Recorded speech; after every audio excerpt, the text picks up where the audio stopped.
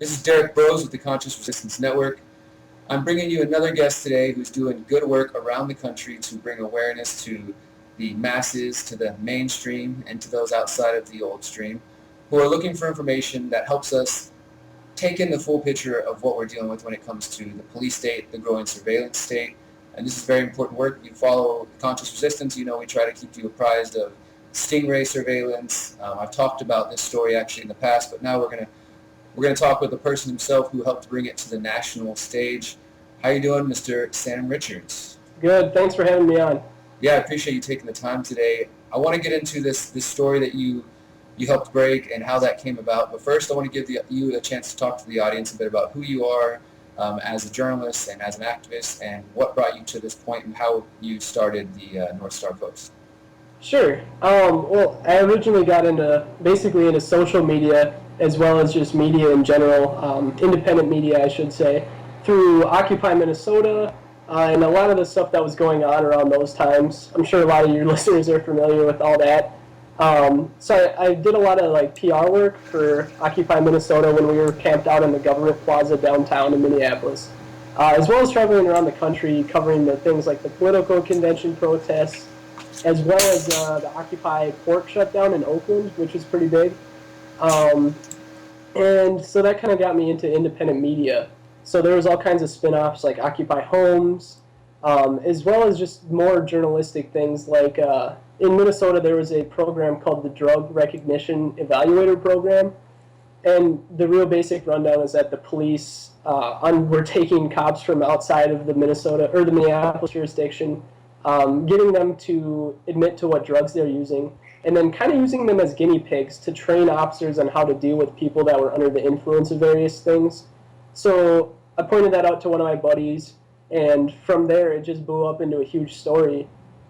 So in all these different little things, I saw the power of independent media, because everybody knows that the mass media and just the influence of news in general is huge, has huge implications over what people think, how they behave, and how they vote and everything else. And you're talking about action, so getting people into the streets to protest something they find corrupt or wrong. That's the media is huge influence over that. So I really like independent media, and I think it's something that needs a lot more emphasis and smart people working on it in the United States if we're ever going to get over these problems that our country's facing. Absolutely. Um, You're a young guy. When did you start getting into activism journalism? well, so when I was younger, like a lot of people, I actually worked on the Obama campaign, the original one, because I saw a lot of promise in what he spoke about, as well as just the fact that in a historical sense, working for someone who's African American running for president was huge. And I was in high school at the time, put in a lot of hours.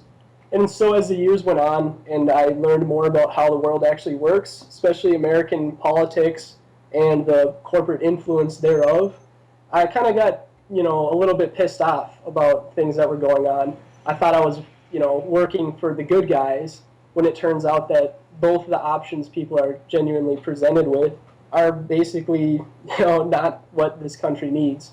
So I decided that I was going to start looking at third-party things, and which is, laden with all kinds of difficulties in itself.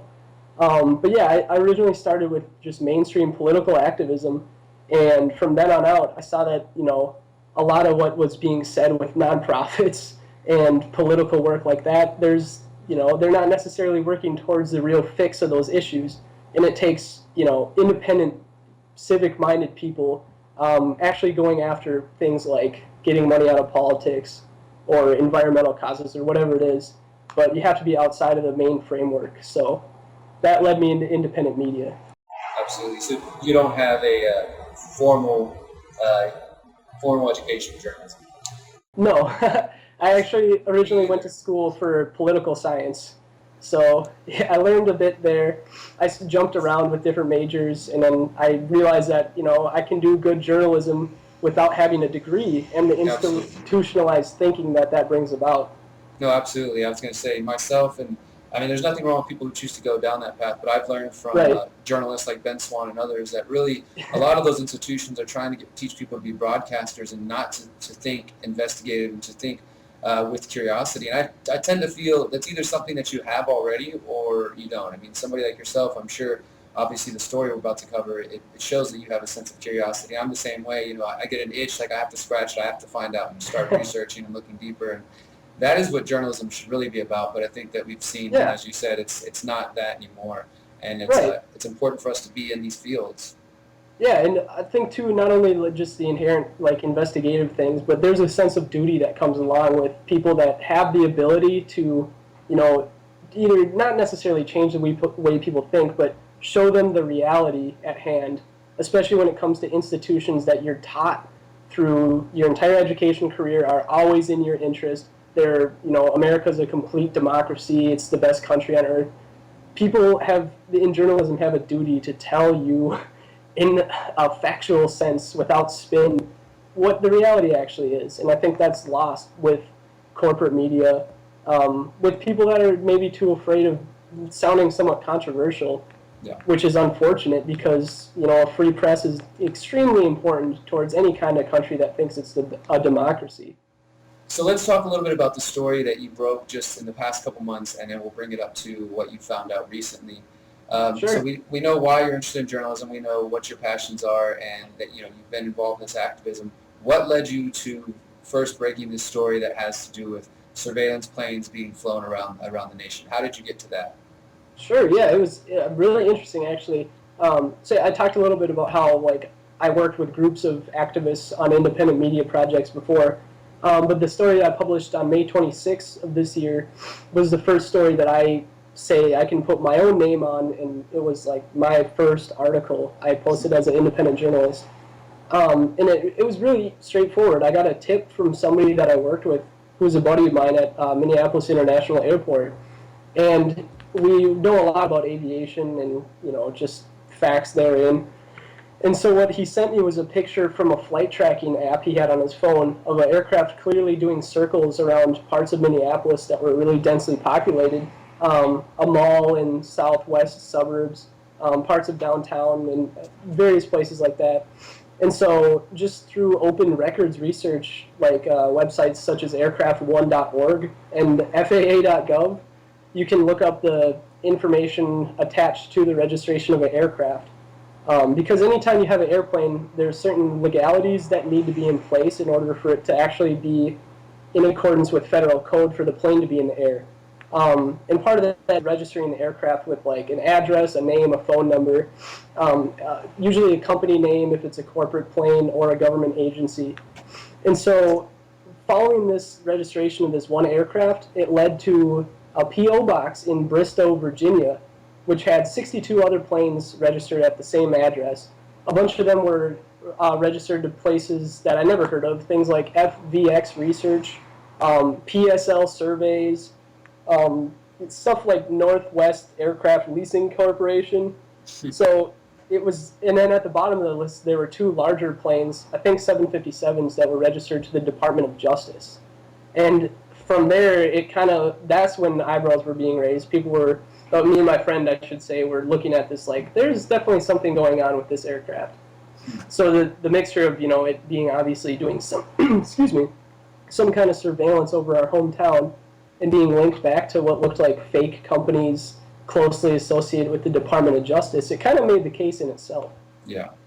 So was this related to reports from earlier in the year where people like in Baltimore and other places were seeing planes flying over, and there was, I know there was on Twitter, people were trying to figure it out. Were you a part of that? Was that involved with your connection to this? Right. I saw the Washington Post article of a plane circling Baltimore, and I think there's a long-running conspiracy that the government is using black helicopters to monitor people. So I knew about that, and I figured it was kind of common sense that the government had some sort of aviation surveillance.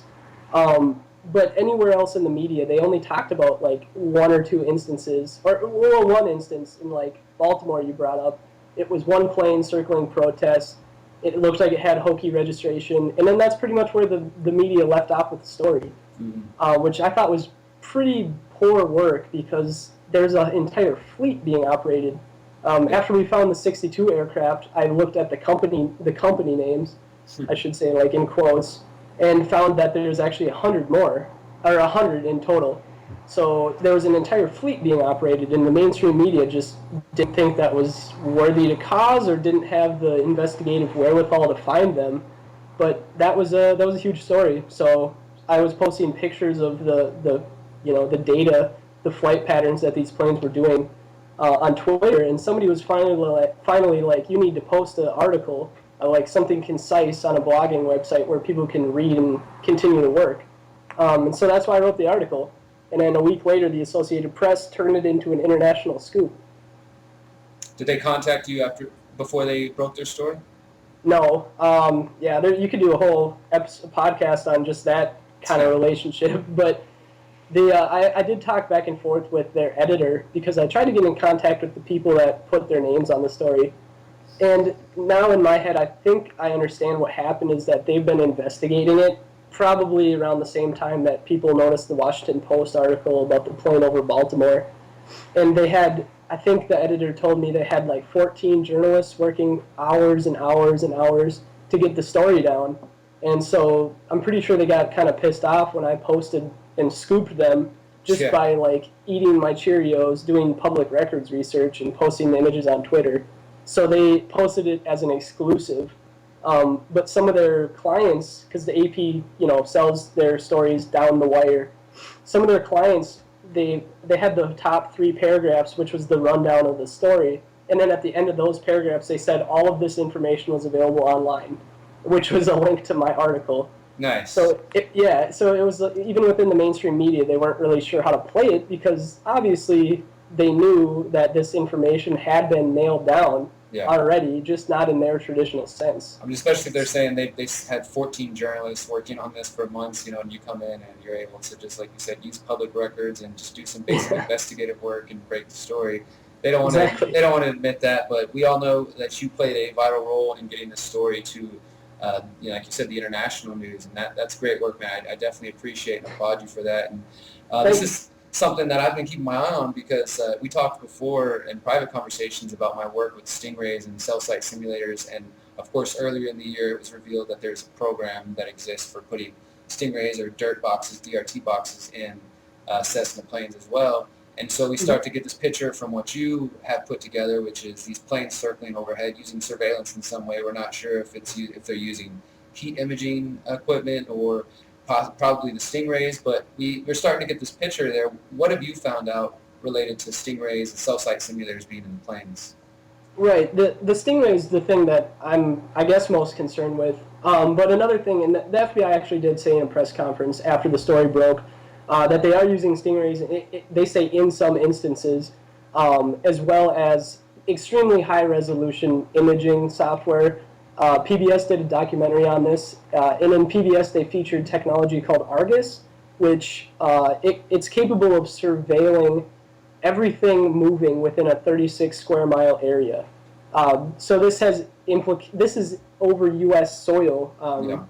Like Dayton, Ohio has a contract through the city with a place called Persistent Surveillance Solutions to provide this information to the police. So it was publicly known that this exists, and that's a consequence of U.S. militarization. All the military hardware we develop eventually gets deployed back in the U.S., especially surveillance gear.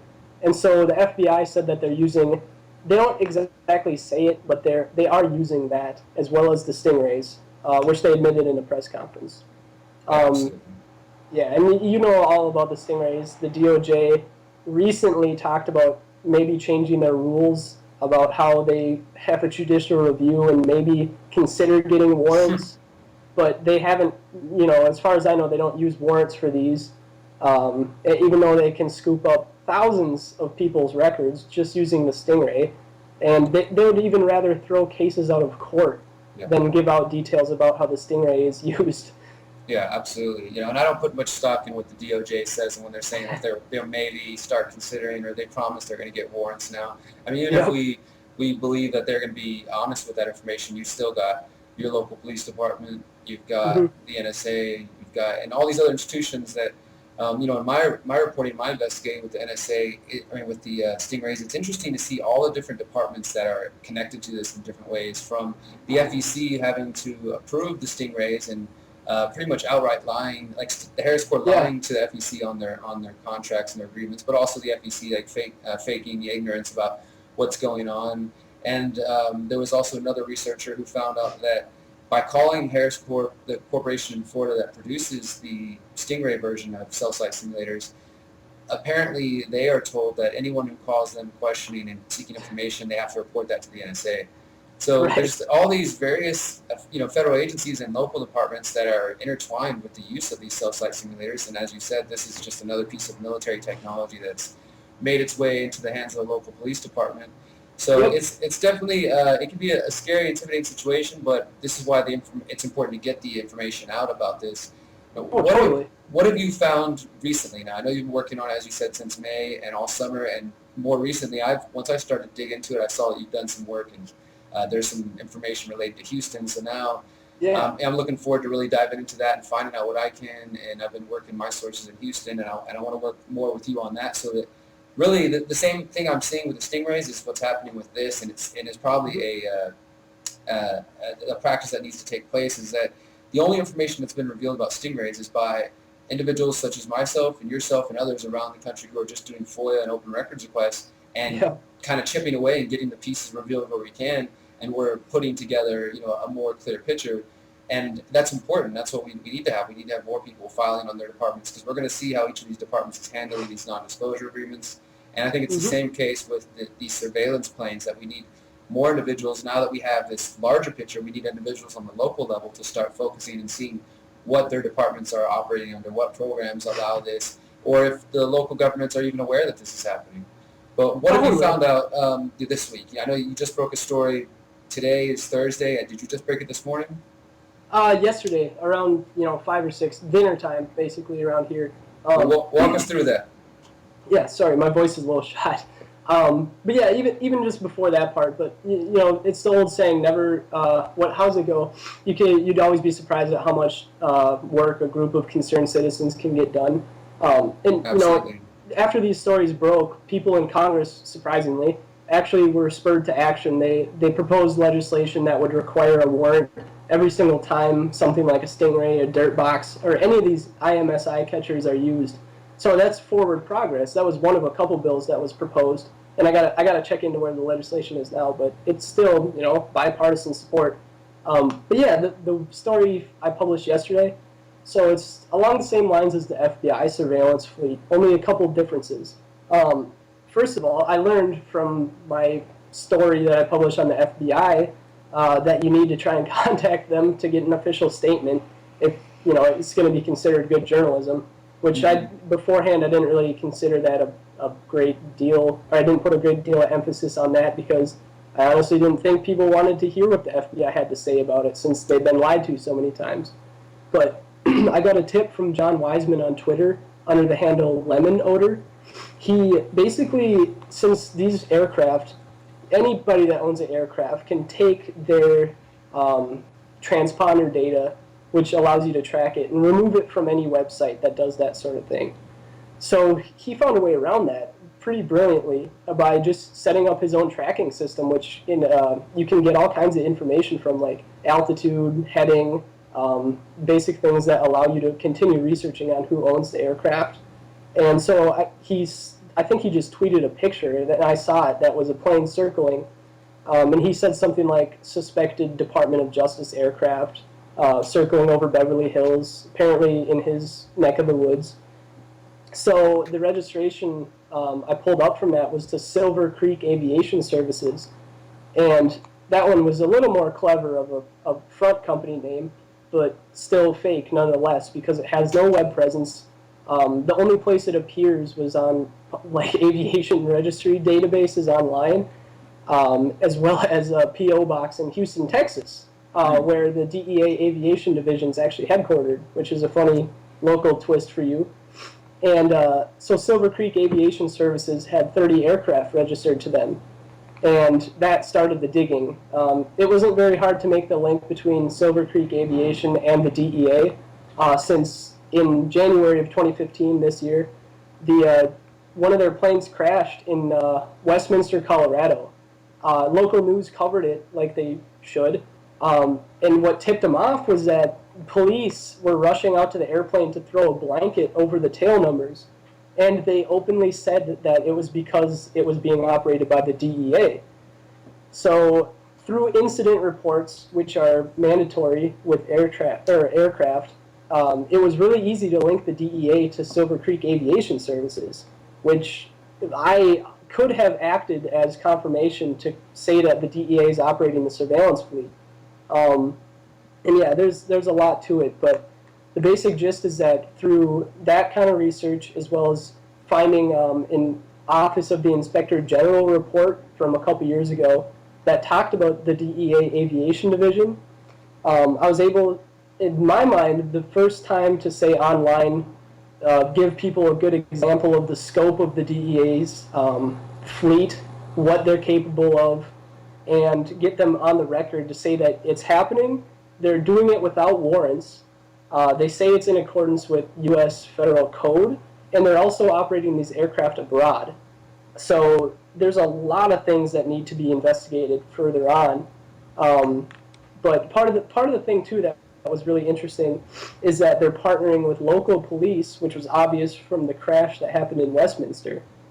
So federal resources and this whole weird thing that happens now because of the war on drugs and the war on terror, where local police are deputized basically against terrorism, given grants to buy surveillance gear and military hardware, and then this like fusion center thing where federal resources mix with state and local, and we basically just have one giant mess of law enforcement and technology spying on civilians without warrants and all that stuff.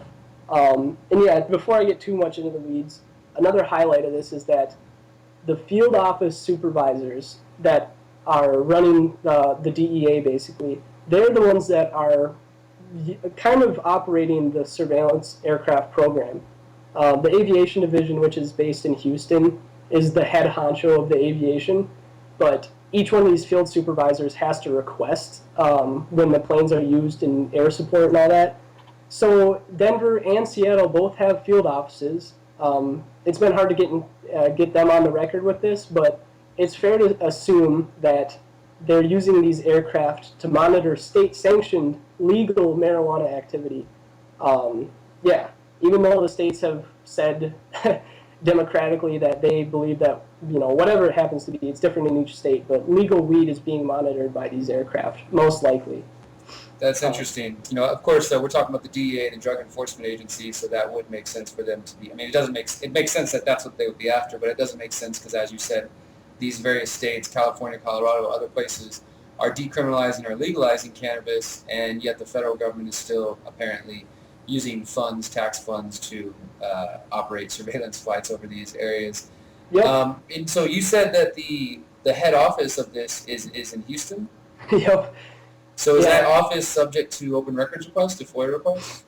It's open to FOIA requests, and actually on the phone with the people, his name is Jeffrey Strom. He's a special agent in charge of DEA aviation. He was actually really cordial on the phone, answering questions and things. Like, I was playing my cards right, I guess, but he was cordial. And yeah, it's based in Houston, so I would definitely say go after FOIAs, and, you know, since you're a resident of the city, it's even that much more impactful for you. Yeah, they're spending, you know, $48 million. $48 million, wow. Yeah, that was in 2010. So that's a lot of money. You can find how many hours these pilots are flying. They have, where was it? At least 92 aircraft. I'm not sure if I mentioned that, but the number is probably higher. Yeah. So it's almost comparable to the FBI fleet, and we know how often they fly. So yeah, it's just like, it's kind of ridiculous. The war on drugs has brought on a lot of stuff to this country with a lot of implications on our democratic system. I mean, the war on drugs, the war on terror, all of these wars on ideas and on nonviolent crimes are being used to justify the growth of the surveillance police state. And I would suspect that, much like the Stingrays, what we'll find out as we continue doing research is it's not just the FBI, it's not just the DEA, but probably nearly every federal agency, when it comes to criminal law enforcement, probably operates these same tools. You know what I mean? Because if they see their buddies in the FBI with the Stingrays and the planes, they're like, well, hey, what about us? It might give us the ability. I mean, we even just had this past week the Federal Trade Commission, which has nothing to do with surveillance or really anything like that. They deal with, fraudulent claims and things like that, saying that they need unwarranted access to Americans' emails to properly do their job, even though they've never had that right before, and they couldn't give one concrete example where they needed that right. Exactly. It's just this push for federal agencies to have that ability. But I really, again, I do applaud you for your work on that. I'm going to put all the links to both your articles, all the work you've done on these topics in the information below the video. Where can people find more about your work specifically and follow what you uncover? Cool. Thanks for helping spread the important information. Right now it's nstarpost.com. That's short for North Star Post. We do a lot of, we're branching into a lot of different things actually this week. We're going to be running print editions here so we can drum up, a little bit of money for advertising to keep these important efforts going. Yes. We're also going to start doing more video and podcast work. So it's an interesting time for people to get plugged in. But yeah, that's on nstarpost.com. Awesome, and thank you again. I really appreciate your time and the fact that you are driven to do what you do, because there's people like yourself and myself who are really doing this, and I think it's our job, our duty, as you said earlier, to stand up and encourage more people to take action, whether it's journalism, activism, whatever your avenue is. It's really time for us to spread awareness. Check out nstarpost.com. Thank you, Sam Richards. I'll talk to you soon. Sounds good. Thanks for talking to me.